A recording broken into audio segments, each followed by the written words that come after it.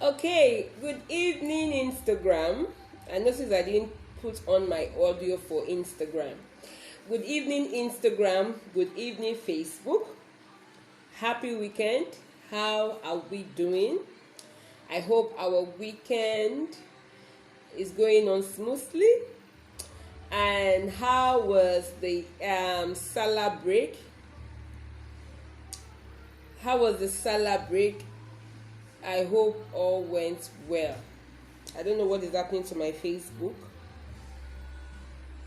I don't know what is happening to my Facebook, but it will come around. Okay, guys. Please, the audio is loud. Please. Good evening once again. Sorry for that. My name is Precious Toju. I am a Lagos-based Nigerian lawyer, real estate consultant, mediation advocate. I have other credentials to my credit, but let me just say those three tonight: business lawyer, real estate consultant, and a mediation advocate accredited.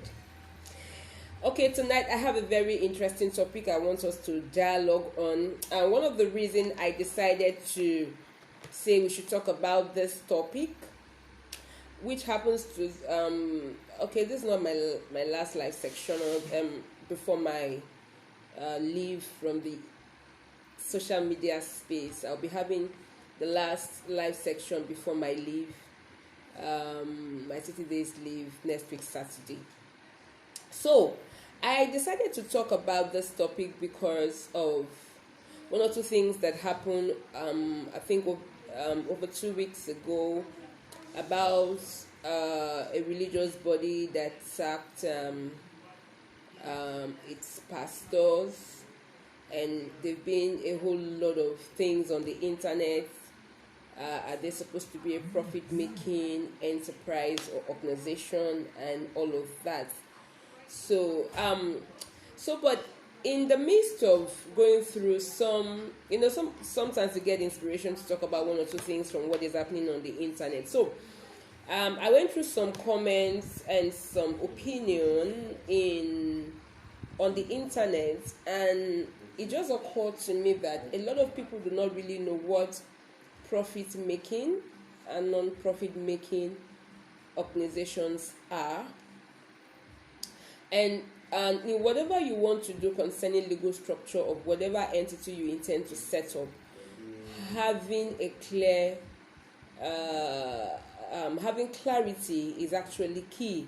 Knowing what actually is required of you legally, and knowing why you are actually choosing a particular structure that has to do with legal structure. Why you have to know and understand why you're choosing a particular legal structure, so that you can actually be on the same page with what you had in mind, or what you and your team had in mind. So tonight I'm going to be talking about understanding profits and non-profits organizations in Nigeria. Understanding profits and non-profit organization in Nigeria. I have quite a number of points here on my notes, but I do not intend to take much of our time. It's going to be a very short live section, 20 to 30 minutes max. Okay, so tonight I'm going to be explaining to us the different type of registration that we have under the Companies and Allied Matters Act of 2020 as amended, which is the law, the federal law, the overall law that sees to the formation, administration, and supervision of every registered entity or every business and non-business activities in Nigeria.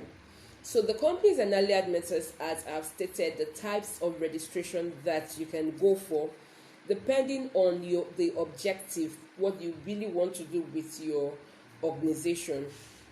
They have set out 5 types of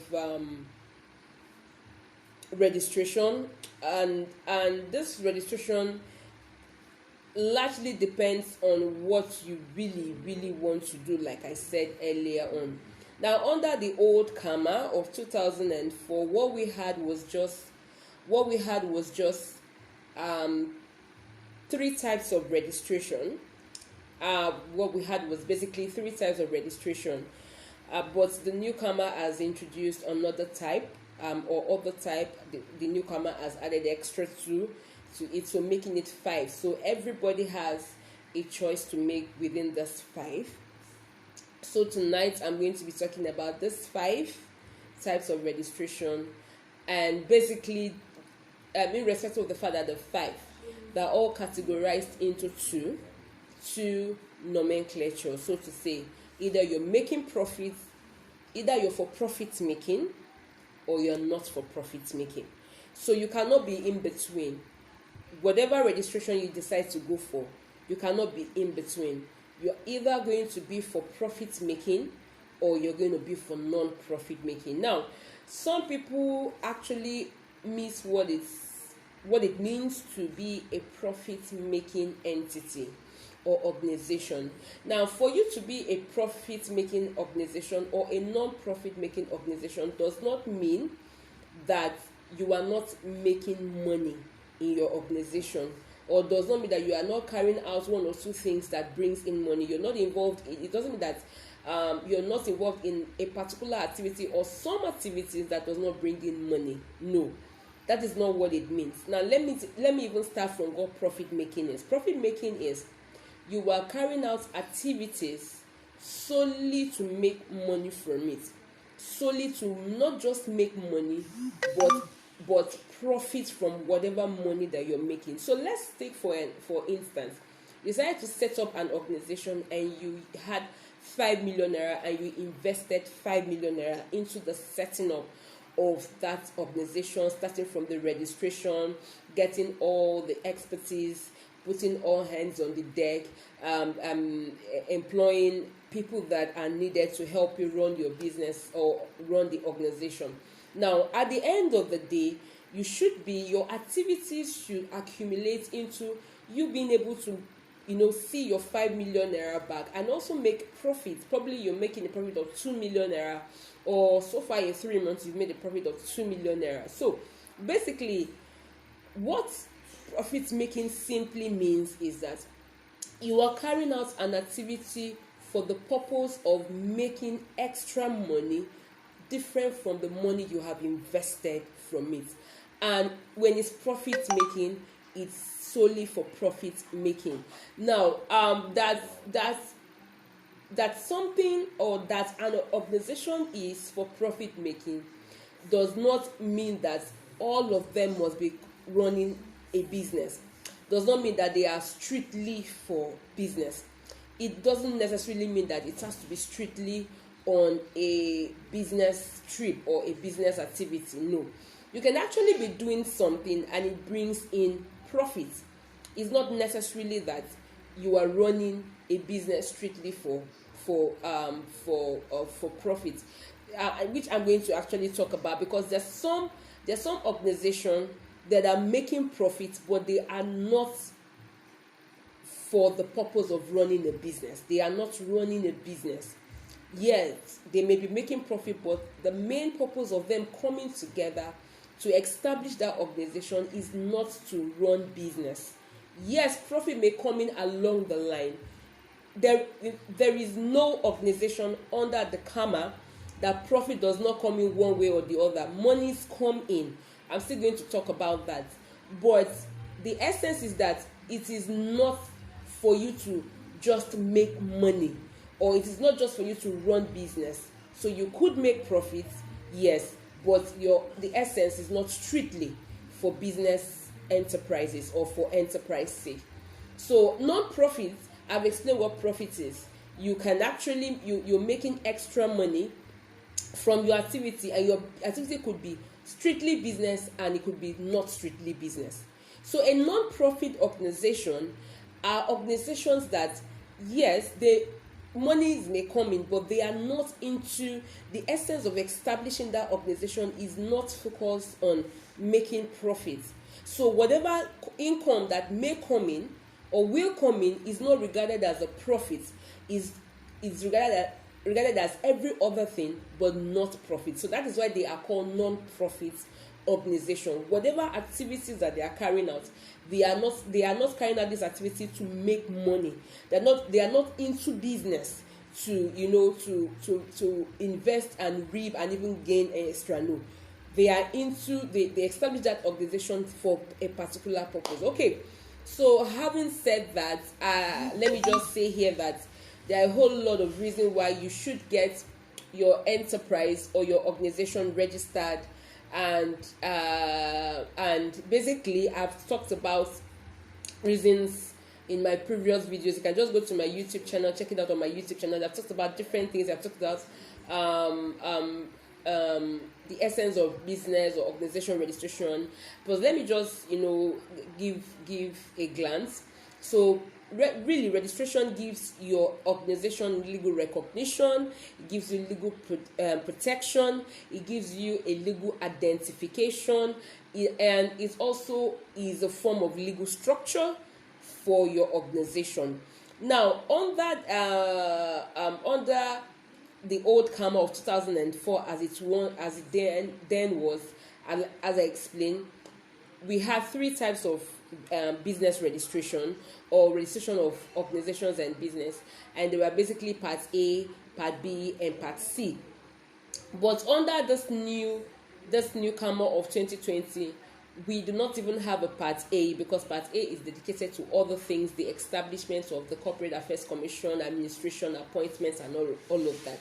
So basically, we have 5 major types of registration under the new CAMA, and one is registration under the Part B, Part C, Part D, Part E, and Part F. So let us start with the registration under the Part B, and it is basically the formation of a company. So when you're registering your business or your idea or your organization under Part B, you are registering it as a company, and companies comes in different nomenclature. So your company can either be private or it's public. Okay, so you can either have a private company or a public, and that private company or public company can be limited by it can be a limited liability company or unlimited liability company. I've explained what limited liability company is and what unlimited liability company is. Check one of my videos. That's one. And you also have and it could also be limited by guarantee, or it can be private limited by guarantee or public limited by guarantee. So I just want us to know the slight difference between a private limited liability company or public limited liability company and a company that is limited by guarantee, which could be private or public. A company limited by guarantee, which can be either a public or private company, runs like a company as well, but they have some restrictions. For example, you do not have what is called directors in a company limited by guarantee. What you have is guarantor. What is obtainable in a company limited by guarantee is a guarantor, and and the guarantors actually guarantee a particular amount of shares or monetary worth of shares, just in case for the formation of the company, or upon winding up of the company, they will be able to bring up that money, bring the money out to pay off the liabilities. But the major difference between a private limited by liability company and a company limited by guarantee is that a company limited by guarantee though makes profit, but the profit is not to be shared like a normal limited liability company. So for example, if I own a company and I've made profit, so when I've paid my staff and I've done all that I need to do, I've paid my creditors, I've paid my investors, whatever profit is remaining, we will now do what is called sharing of profits among major stakeholders, among the management. We all see these things happen in our daily activities. We have big companies that will declare, they made 600 million dividend over the years, and then they will begin to share it. They share it among the management, and you see some management, getting brand new cars every year. You see them changing their houses. You see them being given expense paid trip by the company. Now, these are ways that you share profit among management, among members of your company. That is only obtainable under a private limited liability company, or a public limited liability company, or a private unlimited liability company, or a public unlimited liability company. But when it comes to a company limited by guarantee, whether it's public or private, though they make profit, but they cannot share it like every other company. And the reason why this is because they are established for a particular purpose, which is mostly communal in nature, which is mostly developmental in nature, societal in nature, so to say. All right. So, however, companies, whether they are limited by guarantee or limited by shares, they have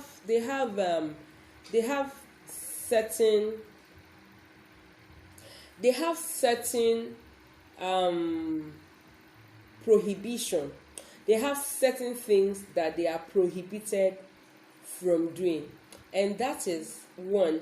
A company cannot actually donate or give gifts or give out that property to any political party or any political association. So no matter how generous they want to be, whether through that director or through itself, companies are generally, by the law, by karma, they are prohibited, they are forbidden. That's the meaning, that's the word. They are forbidden from donating or giving gifts as a company to any political party or any political association. And what they are also prevented from doing any other business that is not stated in the MEMAT. Now, MEMAT is the word that stands for Memorandum and Article of Association. And Memorandum and Article of Association is like the constitution of the company. It is like the thing that holds the company. So whatever business that you state, whatever business that you did not state in your Memorandum and Articles of Association, you cannot carry out that business in reality. You are prevented from doing it. So let's say you registered a company and it's solely for real estate. You cannot begin to sell car in the name of that company, because you did not state categorically that you want to start. You're also going to sell cars in that with that company. So that is why I always tell people that it's highly essential and of compulsion that when you want to start your business, set up your business, you need to get a lawyer involved. It's not just enough for you to register your business, because there's certain mistakes, omission, commission that a regular traditional registration agent will make, because the person is not legally inclined, does not know the technicalities, does not know what the law says. We just register the business for you, and then in the future you want to do one or two things, and you just discover that you cannot do because it is not stated in your objective. Now, for very big companies, you will discover that they paste they actually put the business, the certificate in the premises of the business where they carry out business. And especially if it is a business name kind of registration, the objective of the business is it's stated on the surface of the certificate. If it's a business name, it's not done like that in a company, because the company is more corporate than a business name. So ordinarily they will not be able to.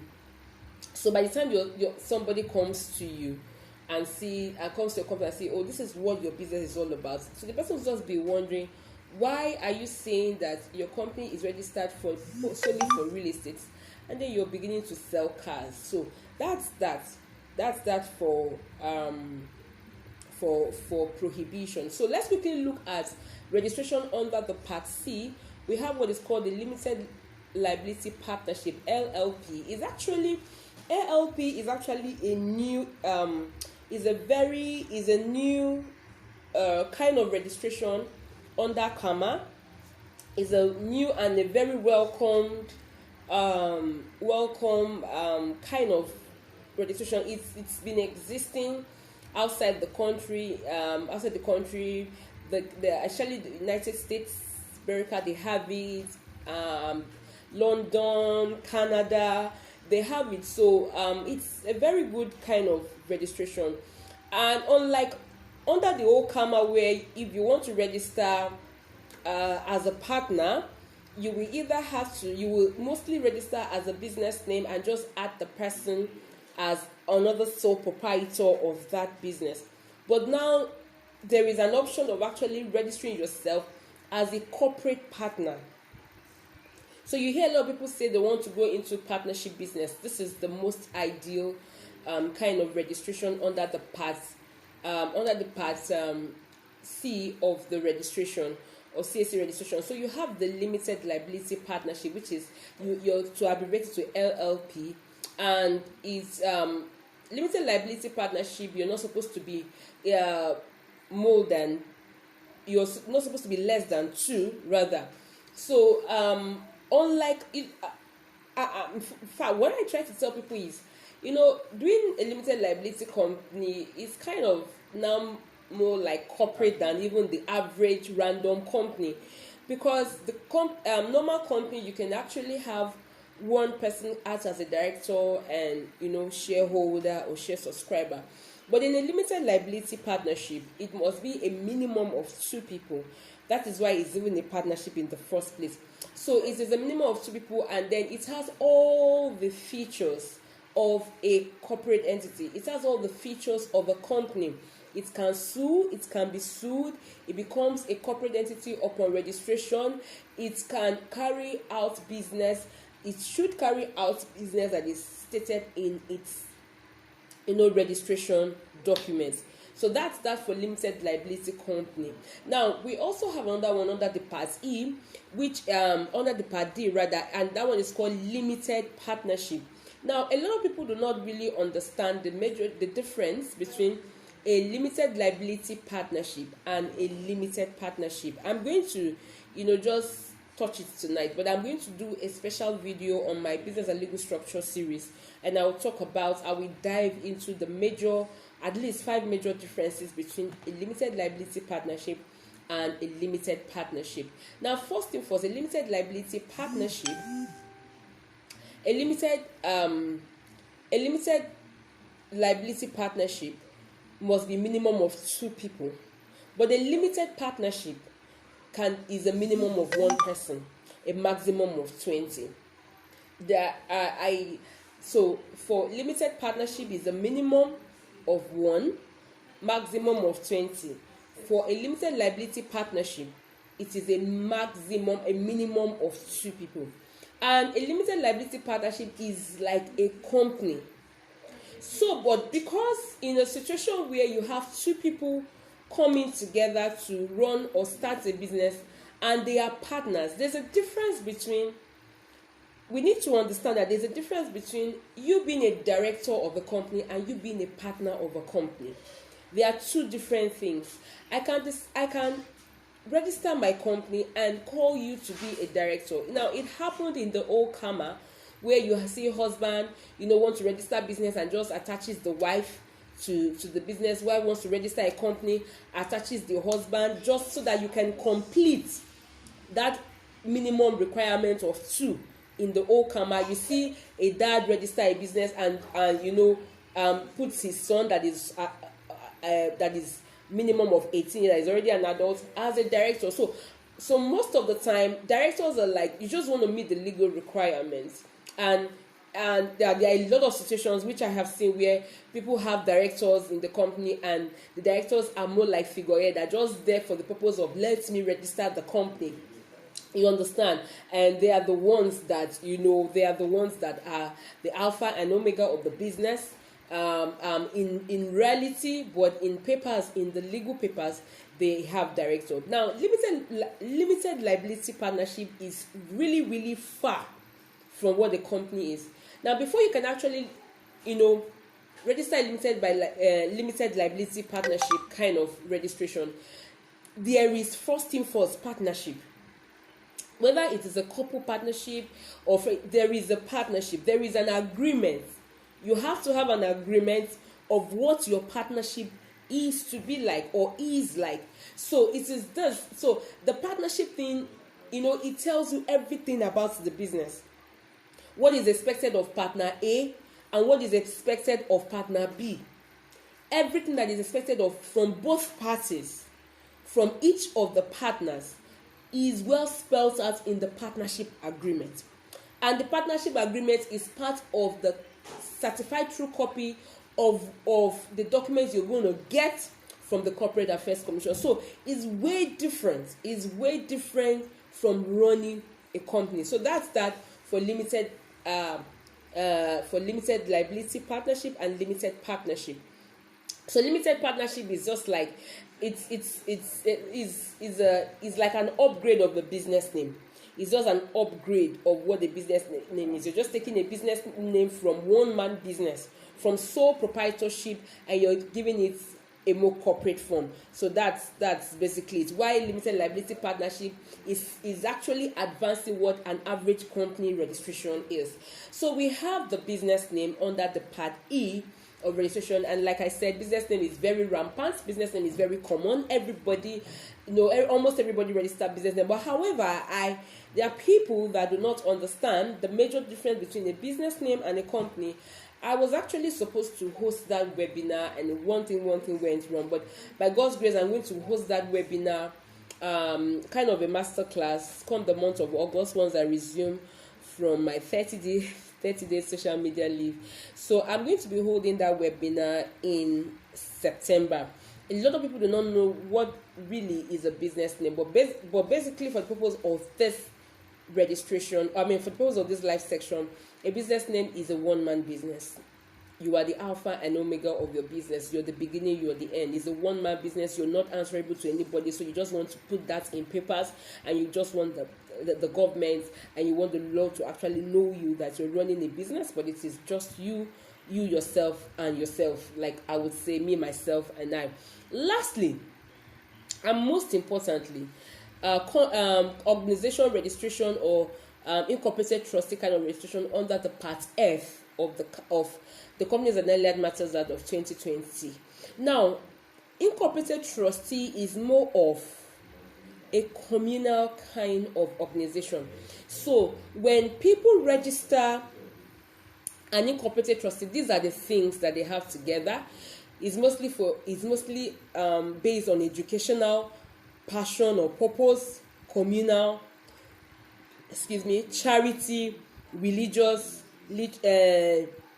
literature, scientific, social development, cultural, sporting purposes. So these trustees are mostly bound by custom, religion, kingship, and nationality. So unlike a company, whether limited by guarantee or limited by shares, unlike a company, unlike a limited liability partnership, and unlike a business name and unlike a limited partnership, what binds this group of companies that I've just mentioned, type of registration and incorporated trustee, are different things. Now, you may have a passion to advocate for sexually molested children. You have the passion to fight for it, but you may not really have the means to fight for it, or you may not have the expertise that is required for you to fight for those kind of people. Now, you can come and team up with me. For example, I'm giving an illustration. As a lawyer, that I have a passion in my community. There are girls that are sexually molested. I have a passion to fight for them, but I discovered that I cannot do that alone, because I am not a lawyer. And then you now say, Lawyer Precious, can you join me to form this community, to form this association? And I say, why not? And then we now go ahead to get a medical doctor in our team that shares the same vision and passion with us, because when a child is sexually molested, apart from dealing with the legal aspect, before you even begin to say you want to sue to court, the child has to be checked medically to know whether they were penetration or not. Now, this is the purpose of incorporated trustee under the Part F of CAMA.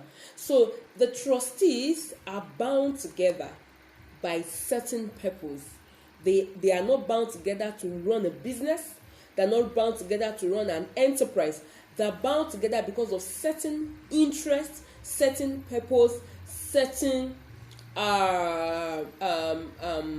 aim and ambition. And it could be educational, it could be scientific, it could be cultural, it could be for a particular social development. We could decide that in my area that I'm staying, Alimosho, that we can have the Alimosho Landlord Association. And this association is that we will take it upon ourselves to ensure that we tar all the roads and ensure that there are street lights in our community, whether or not the government help us. And we can also decide to, write to the government to, finance us. We have contributed money. Those are the purpose of incorporated trustee. They share a common goal, they share a common vision, and they go all out to make those vision, passion, ambition, interest come to reality. And that is why in the constitution that sets up an incorporated trustee, you have places, you have clauses where you can actually source for funds, source for sponsorship, because it's understandable that you may not or readily have funds, and irrespective of the funds that you have, you will also need assistance, because the primary purpose of an incorporated trustee is mostly for communal, charitable, educational, or religious purpose. And these purposes are not profit making, they are not enterprises, they are not business oriented. So that is it that is it in understanding profit and non-profit making organization in Nigeria. Now to make it a wrap tonight, what determines whether a particular organization is for profit making or not is the document from the CAC that backs up the registration. What do I mean?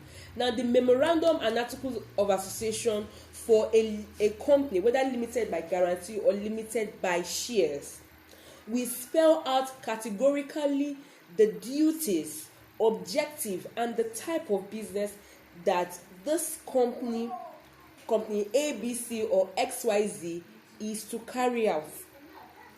It will spell it out. And that is why I read earlier on, what section is that again? Let me quickly check for you guys. Prohibition. Yes, that's why section 43, that's section 44, subsection 1 of the CAMA of the Company and Alias Matters Act 2020 says that a company cannot carry out any other business save the one that is stated in its memorandum of association. So, whether or not a particular organization is profit making, is business oriented, non-business oriented, for communal purposes, educational purposes, for charitable purposes, is solely dependent on the documents that is attached to the certificates. The certificate alone does not clearly spell out everything concerning the company or business, because everything cannot be written on the certificate. Certificate is just to see that this thing is officially recognized and registered under the law. So, the main objective of a particular organization can only be known when you check the accompanying document that is attached to the certificate. So that is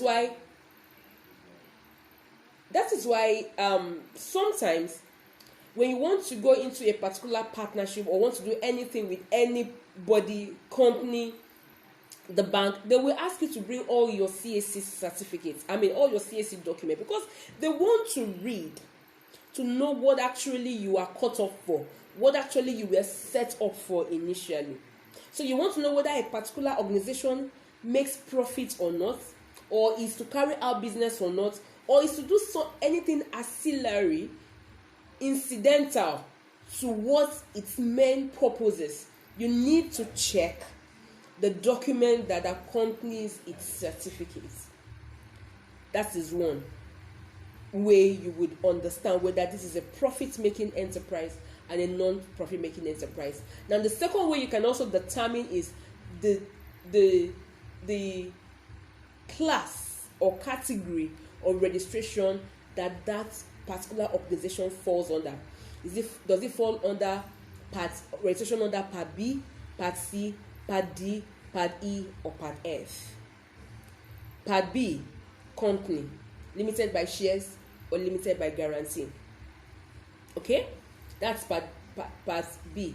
Now you have the Part C, which is limited liability partnership, which is also a corporate entity.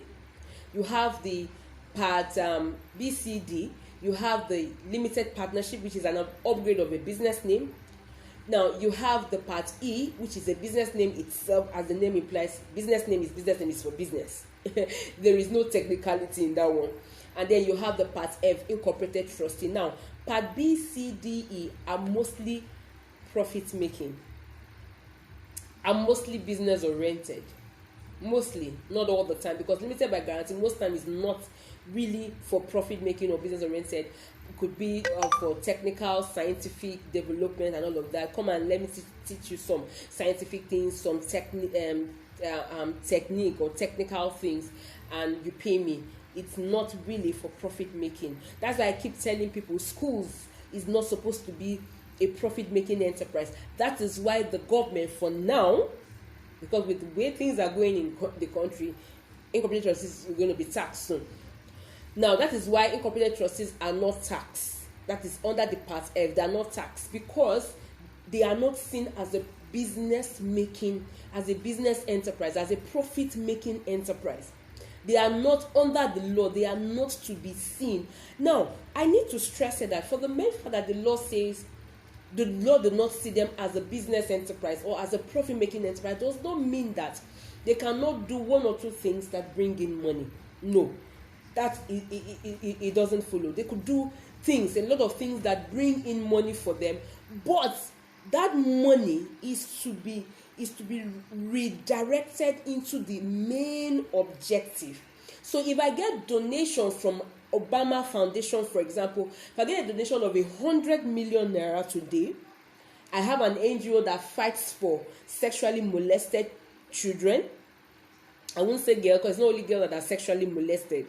And Obama's foundation donates like 100 million naira for me. That 100 million naira is not for me to spend on myself or spend with my fellow trustees. It's for me to use to get equipment, get the things that I need to further advance and progress the objective of that organization. So if, for example, over the years I've discovered that sexually molested children need to be taken away from their molesters and giving a coverage, giving a house to stay, I will use that money to build accommodation, employ nannies. You understand? Use it to employ nannies and to take care of them, and use it to pay school fees for them because they need to also go to school.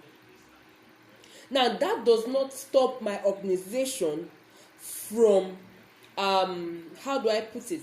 That does not stop my organization from being creative or being innovative or writing books to sell to community or giving lectures, giving paid lectures. Oh, come and I'm going to teach you how to protect your child from pedophiles, for example.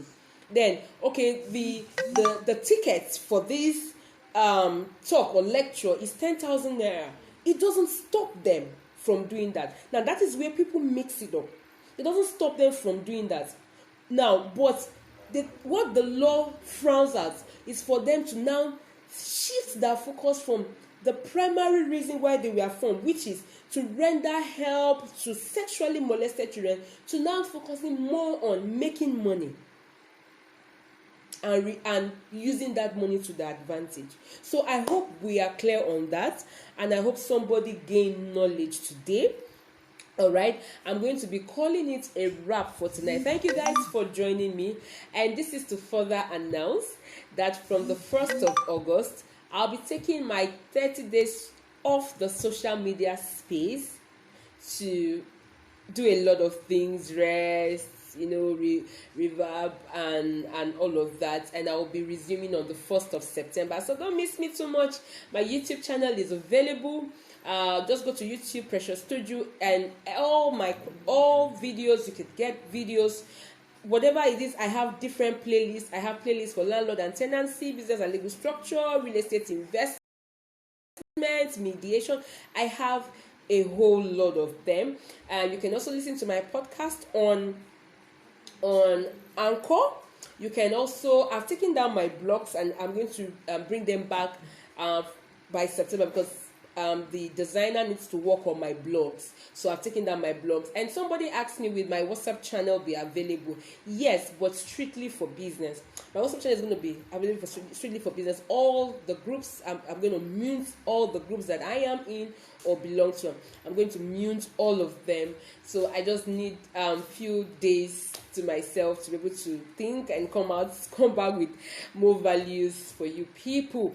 So that's that for the announcements. And the last Saturday of this month, which is next week Saturday, I'm going to be having my last question and answer section before my leave. It is the last before my leave for the religious ones. It's the last before my leave next week Saturday, which is 31st of this month, July. So please come join me, and come with all your questions and questions, and I will try to answer any of them. Please streamline your questions to business, real estate, landlord, tenancy, and insolvency and debt recovery. So just streamline your questions to my area of expertise. All right, so that's that. Thank you so much for joining me. I see you guys on Instagram. I see you guys. Thank you so much. Thank you guys for tuning in. I appreciate. Okay, so I will see you. I hope somebody gained value today. I hope somebody gained knowledge, and you have a better understanding of what non-profit and profit organizations are like in Nigeria and under our Companies and Allied Matters Act. God bless you guys. I'll see you next week, 9 p.m. Bye.